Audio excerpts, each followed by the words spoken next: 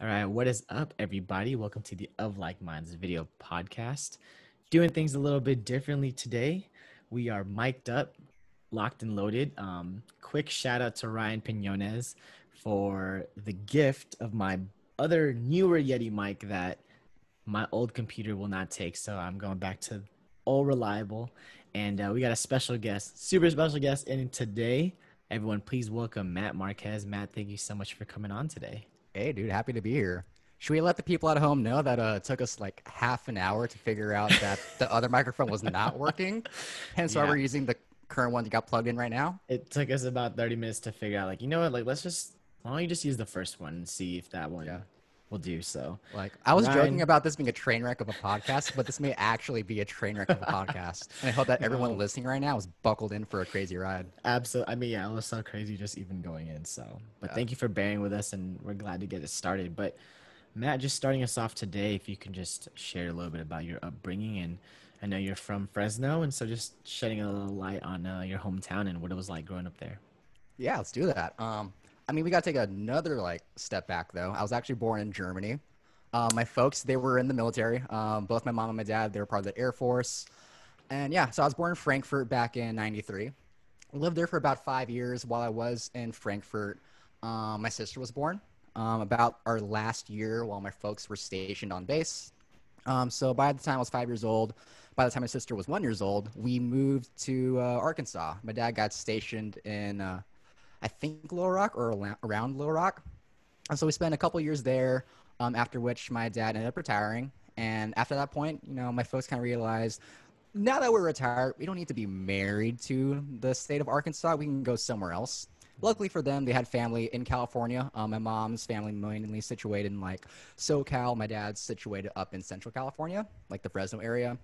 And we kind of decided that, with Matthew and Allison, my sister, like most of their cousins around their age live in the Central Valley, so we could just settle there, like set up shop and have them kind of be raised around kids their age.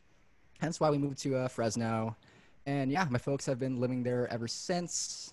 I think I got there back when I was in second grade, if I remember correctly. Yeah, so I went there from second grade all the way through high school graduation. During that time, my little brother was born, so Mm-hmm. that was pretty exciting. Like my folks and I would kind of joke that he was baby uh-oh because we have such a big age gap. Like it's fine. I feel like my little brother, like he stumbles on YouTube and listens to this because he's not gonna know what that means. Um, but yeah, so it's like a 14-year age gap between me and him, and then a 10-year age gap between my sister and him.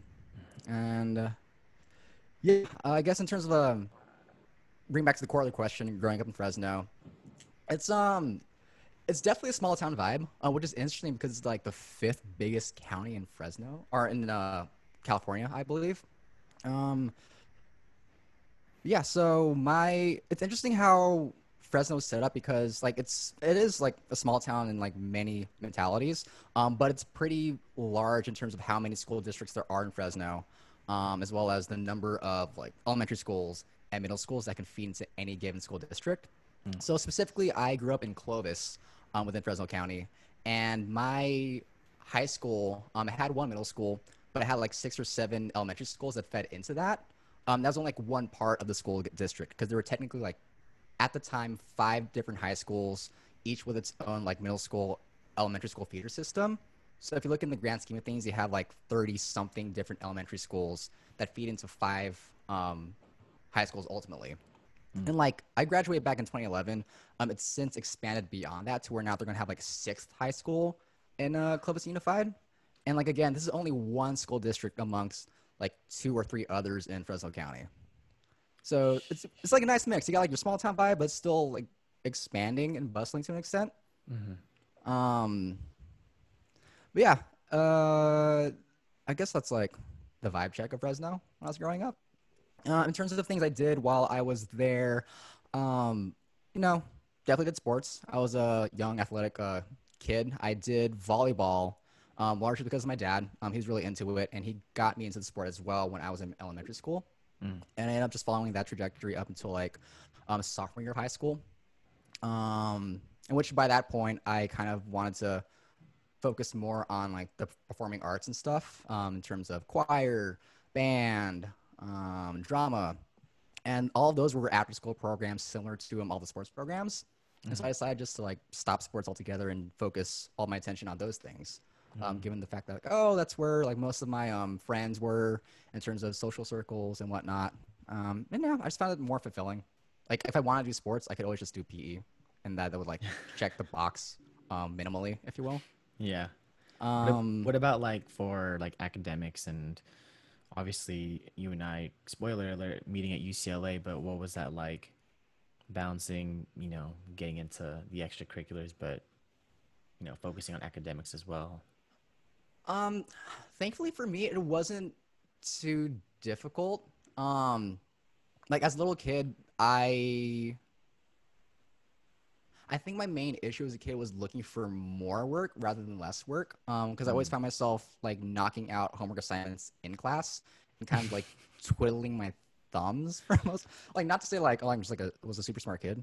That sounds pretty pretentious now that I think about it.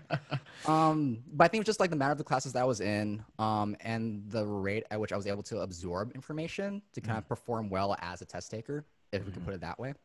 I think the only class that I had issues in prior to UCLA was like my AP Calc um BC course, Mhm. or it was like a feeder course that we had in my school that led into like the AP Calc options, Mhm. either AB or BC.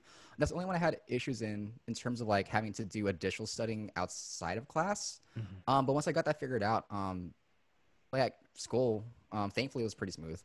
But most of that I think was just due to having great teachers, great friends that helped me stay accountable in terms of my coursework, and then also my folks. They really trained me up in terms of being proactive about studying, proactive about making sure I'm doing what I need to do to get a good grade, and Mm. then also you know, making sure I put the work in.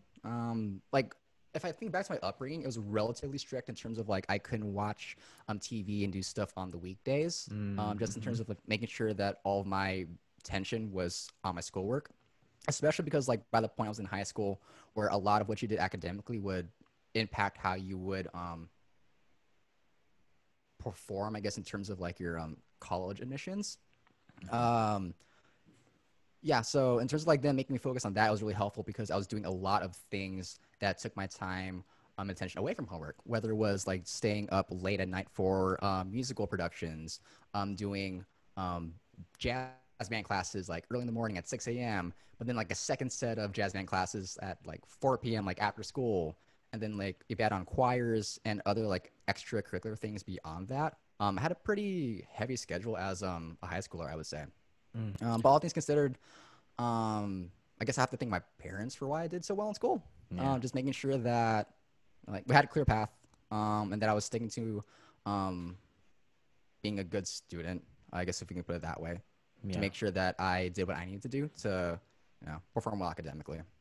Absolutely. And I know that you have a strong support system from your family, but also at this time, and correct me if I'm wrong, but I know there's a strong correlation with, you know, understanding music and that transitioning well into the classroom. So at this time, were you already kind of deep into music or just what were those extracurriculars in particular?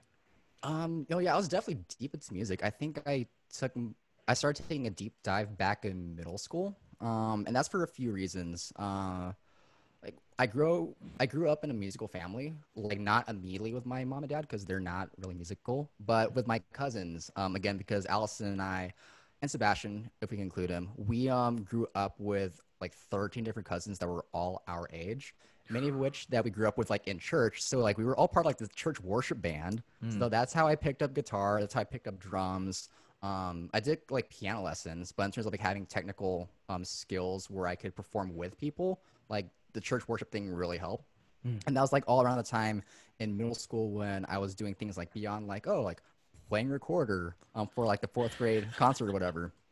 Um, so yeah, like that's the point where I started like looking deeper in terms of like, oh, larger ensemble performance like jazz band drumming, symphonic band percussion, and then kind of like just following that trajectory with taking drum lessons, and then of course like following that further into high school, and then not to like not even dissimilar from that. I grew up singing as well in elementary school. And I ended up picking it back up in high school because a lot of the friends that I had made in band in middle school also were vocalists. And like you want to do what your friends are doing. And so I kind of got back into choir in that sense. And thankfully, like we were placed in the same like chamber choir and the same like small group ensembles. And so yeah, like that all was awesome in terms of like having spaces to hang out with friends and do stuff. Because again, like going back to my folks, like they're pretty strict. I couldn't really go out and hang out with people on the weekdays. Mm, So that was like my chance to hang out with people was during these extracurricular windows where I was still like on campus doing things that were still like loosely academic. absolutely. And I mean, it just sounds like, your natural ability and your strong support system at home just allowed you to just really flourish and do well in school. And so now kind of transitioning into going to college in terms of what was that outlook? Was there that reach school? Was it like, was UCLA the dream? In terms of preparing to get into college and then eventually getting to UCLA? Yeah, that's a great question because UCLA was not my first choice. I'm happy that it worked out though. Like, I don't think I would have succeeded anywhere else aside from UCLA. But I gotta take a few steps back first because my mom went to UCLA, so she really wanted me to go there. Like, Broome born, Broome bred. And when I was applying to colleges, I actually really wanted to go to UC Berkeley because prior to my senior year, and prior to just filling out like all those applications, I took a summer program at UC Berkeley through Johns Hopkins University because like Okay. they have like these summer academic programs for people in middle school and people in high school in terms of extended learning topics that you usually want to learn in a classroom. So actually, like, I remember in this specific summer program, I was learning about social justice in terms of like like death penalty, Wow. homelessness, Middle school or high school? high school. Wow. I'm sure they had like a middle school equivalent, but just the fact that they had a program like this cared towards um, like high school students or just people younger than college was really awesome. Thinking back in Yeah. retrospect, but yeah, like for all those things considered, I really want to go to Berkeley because I liked like for one, like the weather's great in Fresno. It's freaking hot. Like right now, I think it's at least 110, 102. So it was a nice change of pace in that aspect, which really sold me on going to Berkeley. I also like the vibe. Um, this is this is really dumb too. Like on the street that leads into the campus, there are a bunch of stores I like shopping at, like Urban Outfitters and American Apparel. I'm like, oh, this is so cool. I want to go here. For a stupid reason. We're all And so yeah, when I guilty. started getting like all of my college acceptance letters and rejections, I remember getting the UCLA one, and it really didn't phase me because all my sights were set on Berkeley, and like that was the main one I wanted to go to. And so when I got the UCLA acceptance, I was like, "Oh, hey mom, I got to UCLA," and I could hear her downstairs like, "Oh my god, I'm so excited!" I'm like, "Aren't you excited?" I'm like, "Yeah, it's cool." Woo. Yeah. Of course, I didn't get to Berkeley. But like I said, I think it worked out all for the better because there's nowhere else that I think I would have had the experiences I have now if it weren't for being a Bruin. So yeah, it's kind of a Absolutely. long-winded way of talking about the admissions process for me. No, but I think that's great insight as to, it is a dream school. For me, it was, and to see that, even in hindsight, you're like, oh, this was the right decision. And so you go into UCLA and having that familiarity with your mom kind of going there and it not being your first choice, what was that transition like, and realizing, okay, I'm SIR, this is my intent to register, I'm going to go here, and then actually being there, what that first impression was like freshman year. Yeah. I was pretty sad about not getting into Berkeley, but thankfully that kind of blew away very quickly just because I also have family in SoCal. So that I think was a benefit in terms of, especially in the sense like being away from home for the first time for a very extended period. So it was great, like being able to go to UCLA, but still having a support system there away from home, especially a very close support system because I have very dear uncles of mine that live in the North Hills in the Valley. So like I always like hang out with them. They would take me around the city, like all the spots that they grew up in back in the 80s and the 90s. So it's cool being able to explore LA through their eyes. Also, just hearing stories of UCLA back in the day, like back when Yeah. my mom's in school, and how it was so much different in the 80s versus how it was in like 2011. Um, so I think what helped me with acclimating to this new environment was the people that already were around to just get me comfortable with living in the city, um, as well as like the fact that I was away from home. That was really exciting for me, especially like going back to the concept of Fresno. Like, there's a very small town vibe there, and it was exciting being able to finally break out that bubble and be in a space where I could, be my own person, make my own mistakes, make many, many mistakes for that matter. But still like actually experience my own life Mm, and make my own choices without having my parents to like necessarily be there.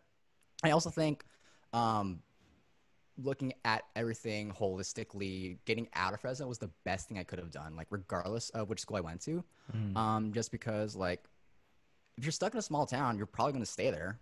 There isn't much opportunity for you to interact with people from a different upbringing, people from like different belief system, given the fact that the Central Valley is kind of like California's Bible Belt, if you will. Um, it was also, valuable in the sense that I could be more financially independent in the sense that like I had my own savings that I saved from like elementary school all the way up until college in terms of like having my own spending money, mhm. which I definitely blew through. I remember like my first purchase was like $100 on Nerf guns and basketballs and stuff. But yeah, like the opportunity to like start developing a sense of financial responsibility was super impactful and would not have been the case if I stayed in Fresno. Mm, Which I think is like what I'm just trying to connect it all to and distill it mm. down to as well. Um, but yeah, like it wasn't that big of a transition, thankfully. And honestly, it was all for the better, I would say. Absolutely. And you going from, like you had mentioned, small town to, the bubble that is UCLA, but it is, over the years, it gets smaller. But Yeah, freshman year, it's pretty big. And just kind of finding your footing and balancing, everyone is excellent from where they come from in terms of academically. And you get thrust into this environment where you're responsible for things you didn't realize, like time management and waking up for a lecture at 11 or 8 a.m. And so yeah, just talking about the extracurriculars that you kind of took on freshman year, and then maybe speaking about the ones you did throughout your undergrad years. definitely. With freshman year, I think freshman year was the time that I spent the most alone, and like Mm, not in terms of like like being like how do I want to put it, like not alone in the sense that I felt like an outcast or I felt like I didn't belong anywhere, but more so alone in the sense that, oh, like I'm by myself for the first time. mm, Let me just explore this place and like see what it's all about. And I remember that I would spend a lot of days and weekends like just skating around everywhere. Like I remember like be skating like all like around the hill, skating like all across campus. I'd be skating down to Santa Monica. Like mhm, I had a lot of wanderlust, I think, as a freshman student, because I got to take public transportation, which it's not glamorous, but for someone that's like had to rely on like having their own car and not having a mm, chance to like take the bus or take the rail, like that was all really cool. And it's like, oh, I yeah. feel like such an adult now, which is kind of silly, like talking about it. Um, Yeah, so my freshman year, spent a lot of time by myself by choice because I just liked exploring everywhere and seeing everything that the city had to offer. Mm, From downtown to like Mid-Wilshire, even like outside of LA, just being able to explore was very exciting to me. Um, and then in terms of like, going back to school because school is very important, it was an interesting adjustment in terms of figuring out what I wanted to do and not really having bearing or a bearing on the direction that I want to take myself in. Because I came in as mm, humanities undeclared, I mm. think, something like that. I remember taking a bunch of like oceanography and atmospheric sciences classes, just because like those sounded appealing to me. If I Mhm. could go back, I probably would be a paleontologist and study dinosaurs all day. That's right. You and I did talk a lot about that We did, because yeah. that was something that I just was more so like a fascination as a child and still today. but I Yeah. was never like, I don't know if I could do that. But it was just like interesting. So I love how Oh you yeah, brought like that up. I I totally definitely wanted forgot. to do it. Yeah. Um, but yeah, like I was still green like freshman year. I didn't know like what I wanted to do, so I was just taking a bunch of random courses and trying to figure out what made the most sense to me. Given the fact that I was thinking about always thinking about like what am I doing after college? Like I don't know what I want to do as a career. Like I don't know what my occupation should be, and thus like I don't know like what I should be studying. Just like a lot of unknowns. I think that's also why I like exploring so much is that I could just focus on the moment and not really think like too outside of my world. If I could put it that way. Um, but yeah, in terms of like time management, that definitely became more of a challenge with the more extracurriculars I actually involved myself with. So, for example, the first group I joined was LCC Theater Company, which Mm, was a theater company founded by Randall Park, um, primarily focused on giving Asian Americans a space to be creative and collaborative, specifically in the arts, whether it is writing scripts, performing on stage, doing improv, even like learning marketing. That mm, was a space where I was able to discover more of myself while also getting to actually interact with other college students. Because again, like I was just spending like a lot of time doing my own thing, skating solo. Um, so that was very valuable for many reasons, especially in terms of like building relationships that I still hold very dearly to this day. And then from there, joining a few other extracurriculars such as unit camp, which mm. we both did, and that was also very interesting in terms of it's interesting in the sense that like the more extracurriculars you get, the more that you have to juggle, which should be like intuitive. But then you realize, like, oh, like I have a meeting here, like at 10 p.m. on a Thursday, but I also have this thing at 9:30. Like, can I make it work? Yeah. And so like going like these dumb undergrad dilemmas. Um, and then of course like that impacting like your schoolwork. So like freshman year was definitely a period of growing in terms of time management, in terms of just general communication, and then also, figuring out things academically. Um, but all things considered, I felt more sure of myself and more comfortable in my surroundings by the time I got into my sophomore year. Because I think like with having spent so much time looking, or like spending so much time spending on myself as opposed to like just going like every which way, I felt that much more comfortable with being like at such a big university. And also like Mm. felt that more stable in the groups that I chose as opposed to like doing every single group that was out there, like that was firing out to you on Brunewalk. Um, and then yeah, and then from there that led to me joining um, a few other long-term orgs throughout my undergrad, like Samahang, Mhm, most definitely, especially SPCN. mhm, The big reason for that was, my parents, or rather my mom. My mom, mhm. she did SPCN when she was in undergrad. That's also actually how she met my godparents because Oh, no way. my godmother also went to UCLA, and then my cousin's mom, my aunt, she also was at UCLA, and they all did SPCN together. Wow. So if it wasn't for SP, then my mom wouldn't have met my dad, and thus I technically wouldn't be here right now. So We thank you, wouldn't be here Samahang. right This podcast is sponsored by Samahang Filipino. now. Link will be in the bio. That's crazy. Oh my Yeah, God. Like all these dominoes that ultimately lead to you and I there's sitting so here. many dominoes. That's so Yeah, wild. Oh my like God. that could like be its own like separate podcast in Oh terms of no, all the absolutely. dominoes. Absolutely. Well, I mean, just if we can get into a little bit right now, just and I know with Yeah, the time pressure, but your involvement with SP and Samhang and also Culture Night too as well. If you can just speak on you're involved in a lot, heavily involved in stuff. You can just share that with us. yeah, definitely. With being involved in Samhang, like really the main pull for me was Culture Night. Like, not just because it was something that my mom did, that my aunts did, not just because like they wanted me to do it, but what was from what I saw, the most accessible space I had to do something in terms of performative music. And I remember watching SPC in my freshman year. just because like, oh, like I don't know how to sign up, I don't know how to perform and be part of that thing. Um, Singing in the audience and realizing that, oh wait, those are students in the pit making music. Mm, Can I do that?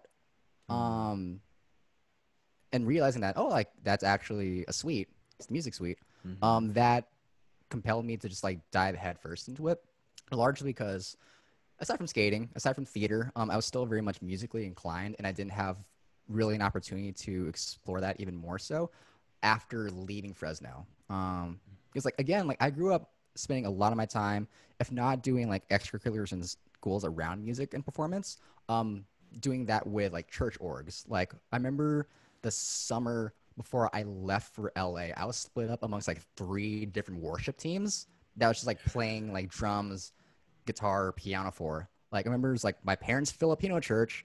There was my cousin's youth group, and then Yeah. my high school friends' youth group. Sometimes there was a fourth one also, in case like there was like a Wednesday service that they needed somebody to fill in for. Yeah. Um, and so yeah, I was looking for something in college that would kind of fulfill the need to be um, performative, and yeah, like SBCN like definitely checked the box with that. And I think that's really a large reason of why I just dove headfirst into it. Um, the hunger to perform again, and then also the interest in exploring something that my parents did and being able to contribute to that as a lasting legacy. I love that. Just having a special place in your heart because of, your family, but also because you love music and performance and having that outlet. And I think for those that are tuning in and listening, maybe wondering, Matt, if you can share just, I think that switch, in college we're forced to, you know, focus and major in something, and if you can also share what that eventually was, but just even deciding to not pursue music in that sense, in terms of Yeah. like on paper and doing that at UCLA. If you can just talk about that. Yeah, I think the biggest thing about that is like I didn't feel comfortable with like auditioning to be in a music program just because I Mm, knew personally I didn't have the chops to succeed in that venture academically. Um and like I'll put it in like in this context. My sister actually when she was a senior in high school, she was auditioning at UCLA to be part of their vocal program. And she's a great vocalist. mm, She's stellar. And like she didn't get in. And if I like think back to myself, where like I had a tangible understanding of music in terms of like the math of music, history, just everything technical in terms of theory, but not really the performative knowledge. Um, like all things considered, like I still to this day would not feel comfortable like applying to be part of a music program. Just because like, oh, like I know my limits essentially. Let's put it that way. I know my limits. I'm not at that threshold where I could like necessarily study it at a university, but I can still like pursue it on the side. Then in terms of like the larger question of then what the hell am I going to do, if we could put it that way, I realized like not senior year, I realized the summer going to sophomore year at like 3 a.m. while lying in bed awake, like, oh hey, I really like economics in high school. I guess I could study economics. My teacher was cool. Yeah, let's do that. And so that was like my half-hearted confirmation that I should just study economics. are there ever any good decisions made at 3 a.m.? That's my like that's so Oh, there's funny. some great decisions made at 3 a.m. Um, not many, but there are some. But yeah, so that was like the spur of the moment thing for me to pursue economics because I thought like if I don't know what I want to do, I can at least go to business school. Maybe I can figure out by then. And I was always good in terms of math. I enjoyed the study of economics. I thought that was very appealing um, during high school, like out of all the other classes I was taking. So, like all things considered, I found like economics to be very enjoyable. I'll put it that way. Like would I pursue like an MBA now? Like I don't think I need it, which like we Hmm. can cover later on the podcast. Hmm. But in terms of like just an undergrad field of study, yeah, I think I made a pretty good decision. Aside from not being a paleontologist, I think being an economics major is still was fun. Absolutely. No, absolutely. I think just kind of going back into your music point, as the planes fly over us right now. But I think just going into your point, it's so interesting to hear you talk about music like that because I mean, for those of you that are listening and that don't know Matt or may not, you're extremely talented in music, and I always like, for me, for someone who did pursue an art in college, I always look at those people who I'm like, man, in from an outside perspective, I'm like, I easily could have seen you doing really really well in this. So it's just interesting to hear your reasoning and your side of things and your perspective on why you chose not to. Yeah. So I just thought that was really it was really wild to me. I'm like, whoa, Matt, you're so Yeah. freaking Well, good. And I think it's fair too, though. Like I could easily say the same for anyone who I think is a good dancer. Like, oh, like how come like you didn't want to pursue that aside from like the field you actually did go into. mm, Um, so I think it could definitely be flipped in that context. And I think with myself as well, part of my rationale came from doing auditions elsewhere, such as in high school, where like we had regional like honor band societies, and being part of those auditions and seeing how um, I just wasn't up to par with everyone else at my age level that was doing like mm, very like incredible things musically. That helped put into perspective like, oh, I'm not that good. We don't want to have like much of a long tail in music, at least in terms of like trying to apply for a program, as opposed to just like doubling down on my academics and using that as like my shoe in the door or my foot in the door. That's the correct um, phrase. Yeah, it's oh, 3:30 a.m., dude. It's starting like it's run on 3:30. AM You're right. slightly. That's so wild, and I think just kind of going into a little bit more of our relationship, and Yeah, I think one of the bigger moments initially was our involvement in SPCN our third year. And yeah, so if you're just talking about, you pretty much wrote and did all the music and production in that sense, and just talking about putting a production together, and you're putting so much time into something that's a side thing, but it really was like a full-time job at one point. Just talking about what that was like as a creative and then working with the cast during that time. yeah, definitely. The best part about it was working with a cast, being like a cast that was your age, where you're all homies, but you can collaborate on something very special and unique to that point in time. So as a creator, um, like oddly enough, SPCN wasn't that stressful, at least in terms of a writing perspective. And Mm, I found that for whatever reason, it's easier for me to write music for others than to write music for myself. And I think part of that is in terms of if I'm writing for others, there tends to be a separate framework, or there tends to be a specific goal that I'm working towards, as opposed to if I'm writing for myself, then it's sort of boundless. I'm able to pick and choose from anywhere. But the con of that obviously being like I don't have a focused direction in terms of what I want to do. mm, Um, and so I wrote, I think, I lost track of how many songs I wrote for SPCN, but it never felt so like many. work because, well, okay, there are also a few other reasons why I didn't feel like work. The first, like as I was talking about, it just felt more natural, or it came easier in terms of being able to write for somebody and help fit a narrative that they ultimately want to tell. Mm, But then also, if I think about it logistically, like SPCN, for those of you that don't know, it's a very long show. It's like 3.5, sometimes 4 hours, yeah. depending on how long the dances go, slash how drunk the people on stage are. Um, and yeah, so if you think about like the framework of the show and trying to keep people engaged, then you can have songs that are long. Like even radio edits, like 3.5 minutes, like under 3 minutes, those are still too long for SPCN. Mhm, So if you think about that framework, I was writing like 2 minute songs, mhm, sometimes as short as a minute and a half, just because it hit the check marks that it needed to help extend the story while still giving like enough of a palate cleanser for mhm. people that may have been like burnt out with dance after dance after dance after dance by that point in the narrative. Yeah. Um, and then of course like being able to work with other singers, that was refreshing for me in terms of a songwriter. So all things considered, I think it worked out really nicely in terms of like taking on a large role but it not feeling like that because of so many things that are working in my favor as a songwriter. And then also, like, I had a co-songwriter, Jeannie Nakvi, who was incredibly talented, and being able to collaborate with someone as talented as her made the work significantly easier than like doing it by myself. That's right. Shout out Yeah. to Janine.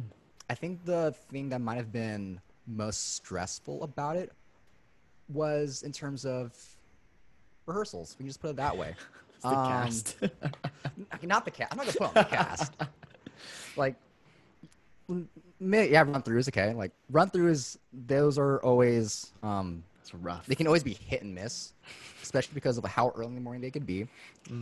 But I mean, that aside, just looking at rehearsals specifically for each song, it's a large effort in terms of coordination because we're all still students. They're people that are studying. They got midterms. They're doing lab reports. Beyond just like not conflicting with whatever time they have set aside for their own extracurriculars or their own dance suite practices. So that was always a hassle in terms of finding the best fit time where people could like come in, spend an hour like learning X amount of songs, X amount of parts, and then being able to rehearse them together to make it sound concise enough for like a run through, for a mock performance, and then ultimately for like the live full performance. So the coordination effort I think was the most stressful part. The easiest part was the actual songwriting. Yeah. That's crazy, and that's a talent that only few can claim, and you were one of them. So I've always I'm happy that admired worked that out. about you. It'd be a different story if like they were all horrible songs. Right? I think just to, and I want to, briefly touch upon this because there's a few things I do want to get to. But Let's do it. I mean, you even helped me in my senior project, and you had written original music for me, which is special to me because I basically gave you a feel. I was like, "Hey, Matt, can you make this happen?" And you made it happen.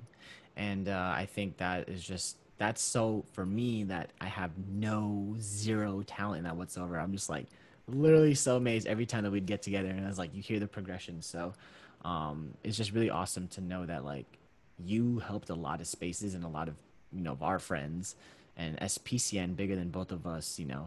Like you really for I think even was it even after we graduated too? Weren't you helping with music Oh, or yeah, it's like a up to little a bit? limited extent. It's similar to how people would go back for like alumni days and like provide notes and feedback in those Yeah. cases. So I was still like connected in that limited capacity. But even then, though, you Yeah. were you were always giving, and that just speaks, and that's a testament to your character. So, we all love you very much for that. I think, too, Matt. I think a huge thing that a lot of people are kind of dealing with right now, especially amidst the pandemic, dealing with that dilemma and like, what are you gonna do post grad, and are you gonna move back home, or are you gonna try to make it out in LA? So, just talking about your post grad journey to where you're at right now. Yeah. I will say I lucked out. Like TLDR, like short story is I just lucked out very hard. Um, because it's always a gamble in terms of what you're going to do. And I really didn't have any direction of the path I wanted to take for my post grad. And part of that too was also my folks didn't want me to proactively look for a job because we were planning like a big trip to the Philippines, and they thought like, you know, like just hang tight for right now. Like it'll be fine. You'll figure it out. Like for example, like I did like a few months for the UCLA bookstore, which you helped me out with. That's Yeah. right. So like that helped like tie me over for a little bit. But yeah, so like that aside, wasn't able to like necessarily proactively look for jobs, just because it didn't make sense to like get something and then dip out for the Philippines and then come back again. Um, so I spent a lot of time in that period figuring out, okay, if I'm not gonna like actively apply for something, what presumably can I do after I get back? And that led to me thinking about a lot of what I did also explore while I was back in undergrad. And this is going to connect to where I am now today. But I took an internship sophomore year or junior year. I know I took an internship junior year for a company called Awesomeness TV that is a YouTube multi-channel network And that was eye-opening to me in terms of seeing YouTube as a viable career area beyond like being an influencer, because I didn't have an understanding of how YouTube operated as a platform, but Mm, also as a business enterprise, and of course, like as a product of Google. And that sort of got me thinking post grad in terms of potential career paths I could take aside from just doing business school as an econ major, because like yeah, it seemed safe, but I didn't necessarily want to follow that path if I wasn't necessarily passionate about it. And so I started thinking more about like my time in my internship, how that could be a viable career path. And funnily enough, one of my friends at UCLA, Jana Makatangai, who's now at BuzzFeed, mm-hmm, she got an internship with my current company, Fullscreen, as I was like unemployed and like kind of gearing up for the Philippines. And mm-hmm. by the time that I was, I think by the time I came back or while I was still there, she got converted to a full-time employee. And I learned that they were looking for new hires. And so by that point, like I decided to just like clean my resume, fill something out, submit it, and luck would have it that I end up getting the job. And so by the time I got back from the Philippines, I was able to start this new exciting position with Fullscreen working on YouTube. So this is beginning of 2016. Nah, more like the tail end of 2016. I Okay, should cool. also mention to our lovely listeners at home that I took a fifth year at UCLA because I took too long finishing my econ major. Um, there's also like a little snippet with that. Because I wanted to go to business school, I Mhm. thought, oh, what's something that I could do to buff up my resume? Oh, I could minor in French and German just because, like, why not? That's right. But I spent so much time like trying to get a minor that I forgot about my major, and I was close to capping out on units, so I completely dropped my minor That's courses right. Oh and my just doubled God. down on finishing economics. Hence why I was a fifth year. It's all But good. yeah. It's all good because I worked at UCLA for 2 years post grad. So I look at it as like I was there for 6 years. So you beat me still. Hey, it's all good. Um yeah, that really brings me to where I'm at today with my current position. Yeah, Yeah, I a mean lot if of you it can was just luck. A lot of it was luck, but I'm grateful for it all the more because now I'm in a position where I'm able to help provide a pathway to people looking for a similar career. no, absolutely. I think yeah, you can say it is luck, but I also think you were prepared for the opportunity and the opportunity came and you were just prepared and you aligned yourself in that position. So I think Yeah, fully we can flip deserved it that and way. It sounds we're gonna it sounds flip it that better. way. Yeah, we'll flip it. We'll yeah, we'll cut out everything I said and we'll just like insert that snippet in post. So it makes it sound a lot cooler. Oh my gosh, Yeah, you're too humble. But kind of just going into what you're doing present day and what you can sure. share with us and just kind of giving the people, kind of coming to the end of your journey in terms of where we're at today. Of course, yeah. So, like I said, I'm working for Full Screen Media. I specialize in account management, specifically for digital platforms. Most of my time, like I said, is spent on YouTube in terms of helping clients expand their own brands digitally, as well as hit whatever goals they may have as part of a larger campaign. When I first came in, I was spending a lot of time working various brands, like say from automobiles to clothing. But now most of my time these days is spent really focused on TV networks and movie studios, which is very interesting working through a pandemic, given that most Mm. productions are kind of put on hold. So it's really cool seeing how companies are getting creative during this time. So would you say the workload is like getting like more heavy like as we're in the pandemic or what's that been like? No, I think at least for the teams that I work across, it's been about the same. I mean, there's definitely a drop coming in, like not coming in, but there's definitely a drop around April, late March, just in terms of our team has had the infrastructure to operate remotely for a long Mm. time. So the effects of the pandemic, thankfully, didn't affect us. If anything, we were helping like our own partners kind of adapt to the new situation, if you will. Mm. Um, and so it was very interesting seeing how they made pivots to like still keep the lights on in a sense, or like the Mm. new cool programming things that not even like our partners, but like everyone on YouTube was doing. Like everyone's doing like these Zoom calls now, like Conan O'Brien and Stephen Colbert. Mm-hmm. Um, so yeah, I wouldn't say that work has gotten heavier. If anything, it's this really just speaks to the digital space. It's engaging and exciting seeing how actively the space can shape depending on the environment. Mm, Like, everyone's moving like to digital now versus people being on linear, people being like in front of their TVs. So it's like you see more and more people coming to the digital space, and that is very exciting to see. hmm. Especially among like all of the various platform changes that are happening, like on Twitter, Facebook, Instagram. We can throw Pinterest in there because Pinterest is very much a social platform that people forget about. Hmm. Um, all things considered, like it's very exciting being in a space like this, knowing that we're able to help people like succeed in this space. That's very fun. Absolutely, yes. And little side note too, but if you guys are able to check out the channel that this episode will be on, Matt is a huge part, the biggest part, why the Yeah, channel nice has looked plug. so much more professional. And so Matt's also curating my channel as well, and you can really see his experience and his that genuine love too. I think it's like it's one thing to have to work with someone and to like hire someone, but it's when you have a connection and just things are just organic and it just kind of it flows. I Yeah, think it's been an awesome. I don't even know if it's been like a month yet. And you've literally it's like flipped you flipped the I think like YouTube roughly a world, month.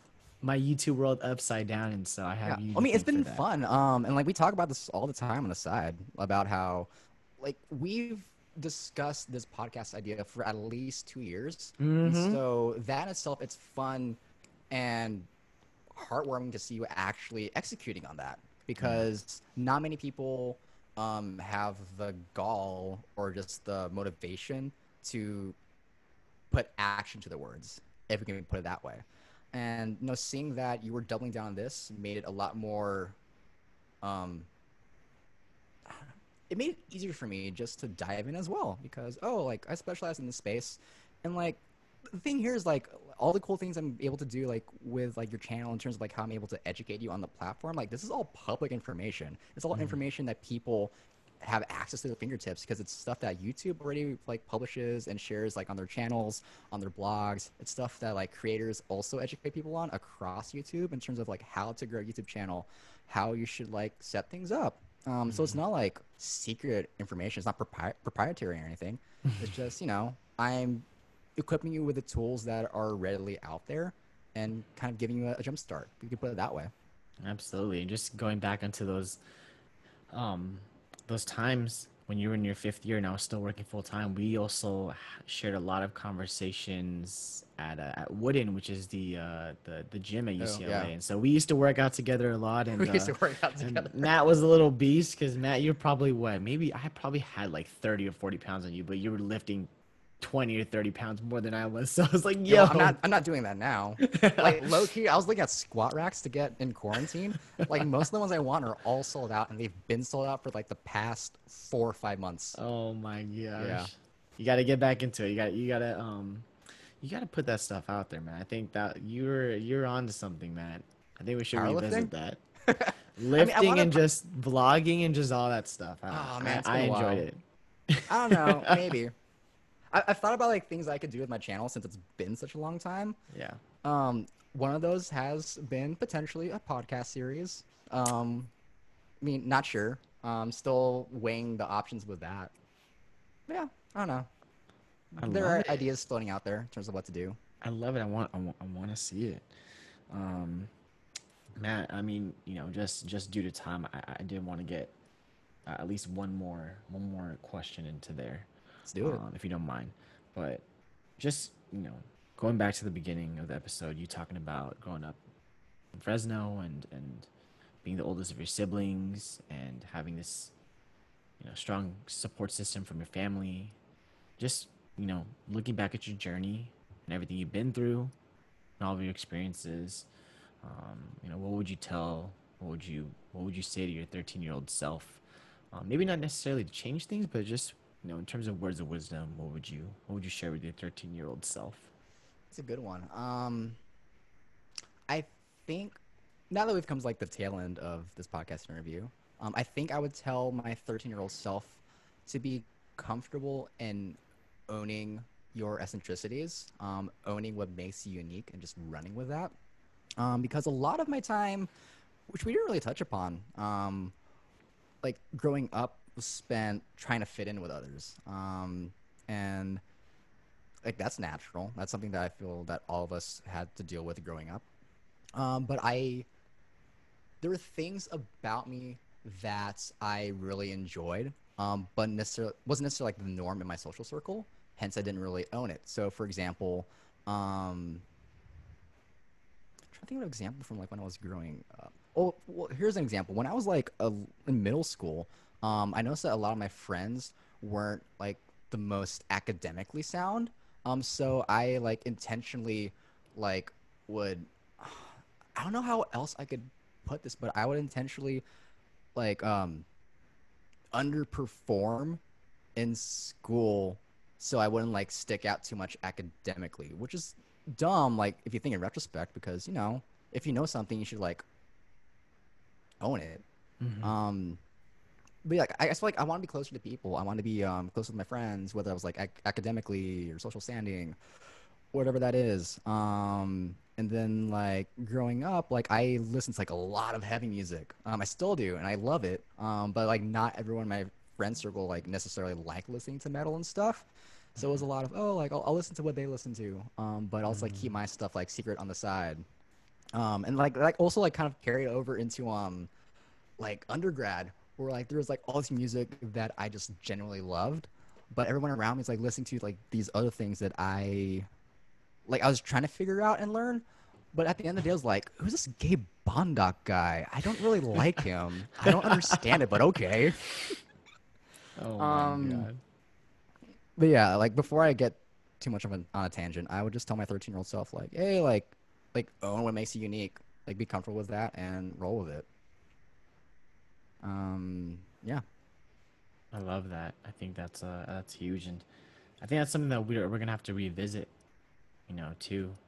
yeah. When We can we're gonna revisit it definitely in a back you. follow-up Definitely podcast we're when definitely your gonna have you back microphone's on working, when the when it's mic not is like working. When yeah, when it's not like 100 degrees on my side. we don't have other Yeah, no. But I mean, I think it's just kind of a little bit of like a cliffhanger. But I think Yeah. that's really huge, man. I think just even knowing that insight about you underperforming, like you had said, to be with people, and I think that just kind of speaks to who you are in terms of you always giving back to the community or to your siblings or to SPCN or whatever spaces you were ever involved in. I think you're always very selfless and very giving to others, and so I know that's a huge reason why I love you and how all of our friends love you. So it's crazy to hear the origins of that and like how that's even you know when you were a kid. But Yeah. thank you for sharing that, Matt. That's you know, it's a lot. It's a lot to Yeah. ask. No problem. Um, Like but yeah, hopefully like we man, can dig into it a little bit more on like on another day. I'm looking forward to it. We're gonna definitely have you back on. This is like a new era of the podcast. We got the mics going on. We've got Yeah, dude, we're there's all these leveling different up things. here. We're leveling up here. Dude, we're It's evolving. gonna. We're digi-evolving, dude. It's crazy. I think by the time this comes out, I think it'll be right around elections. So Oh, hopefully when this dang. comes out, yeah, it's we're staying pretty good on schedule. So Yeah. hopefully that follow up will have a lot of Yeah. By the time positive this things to comes out, talk like we'll about. be like filming our follow-up interview and be like watching like a picture of like how my questions or how I respond to specific questions. And I'd be like, oh, that's so dumb. Here's what I'm gonna say now. We're switching up the format on you. We're switching up the You're not format. gonna know what's coming next time. Yeah. But Matt, thank you so much for just sharing, a little bit of your narrative today, Of course. and just kind of sharing, your journey through UCLA in a nutshell and where you're at now with full screen and doing big things, on YouTube and digitally. And, I just hope we're going to stay in touch and we're going to definitely follow up soon. But until then, stay cool and stay safe and healthy. Dude, I'm gonna try. Like I had my fan off for the entire duration of being on Zoom. Like this interview plus like the half hour prior. So that's why I'm wearing black right now, people. So you can't see Always. always wearing black. All right, Matt, thanks for Okay. coming on, man. We'll talk to you soon. Yeah. I'll text you after. All right, later. Later. Love you.